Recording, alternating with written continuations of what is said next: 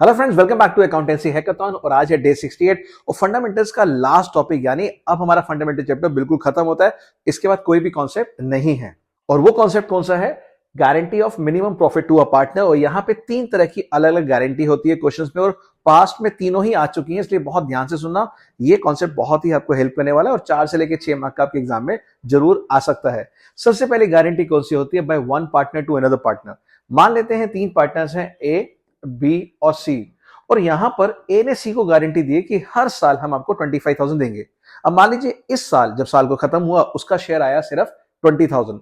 तो सी कहता है कि आपने गारंटी दी थी 25,000 की, मेरा प्रॉफिट तो 20,000 आया, 5,000 की डेफिशिएंसी आप दीजिए। तो कौन देगा? वो सिर्फ ए देगा, बी बिल्कुल भी नहीं देगा, बिकॉज यहां गारंटी सिर्फ एक ही पार्टनर ने दी थी। दूसरी गारंटी, मान लीजिए वही सिचुएशन है ए बी सी, और यहां पे सेम गारंटी सी को मिली थी और डेफिशिएंसी वही 5,000 है। तो यहां पर गारंटी ए और बी देंगे। तो यहां पर जब गारंटी फर्म देती है किसी पार्टनर को, तो जो डेफिशिएंसी आती है वो पार्टनर्स यानी ए और बी अपने पीएसआर में देंगे, या फिर अलग से कोई 1:1 4:1 रेशियो है तो किसी स्पेसिफिक रेशियो में देंगे। तो यहां पर सिचुएशन 1 में सारी डेफिशिएंसी ए ने बॉन्ड करी थी, और यहां पर सारी डेफिशिएंसी ए और बी बॉन्ड करेंगे अपने रेशियो में, पीएसआर रेशियो में।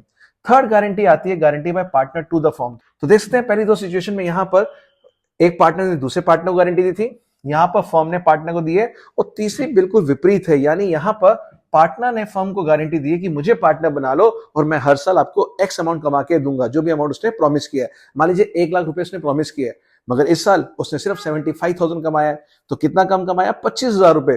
तो वो 25,000 डेफिसिट प्रॉफिट जो पार्टनर है वो फर्म को देगा, इसलिए फर्म के नेट प्रॉफिट में ऐड हो जाएगी, और उसके बाद ये दोनों गारंटी लगेंगी। तो अगर ये सिचुएशन पहले आती है, जैसे कि आपके एग्जाम में ऑलरेडी आ चुकी है, आपके टेक्स्ट बुक में क्वेश्चन है, बोर्ड में आ चुका है, जय और विजय वाला, उसमें यही सिचुएशन थी।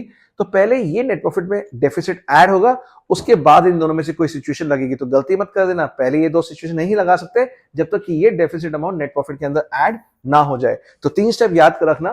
पहला, जो भी प्रॉफिट गिवन है उसको एप्रोप्रिएशन के क्रेडिट साइड पे ट्रांसफर करना है। जो भी गारंटी पार्टनर ने दी है फर्म को, उस प्रॉफिट को ऐड बैक करना है। और ऐड करने के बाद अब आप ये दो टॉपिक लगा सकते हैं, guarantee by firm to a partner या guarantee by one partner to another partner. और फिर एडजस्टमेंट एंट्री बना सकते हैं या फिर जनरल एंट्रीज। तो ये टॉपिक खत्म हो चुका है, तो फंडामेंटल खत्म हो गया। अगर आपने प्रीवियस वीडियो नहीं देखी तो सारी देख लीजिएगा, बिकॉज अमेजिंग कॉन्सेप्ट मैंने कवर किए इस सीरीज के अंदर। तो मिलते हैं नेक्स्ट वीडियो में। Do like and follow accounts Guru.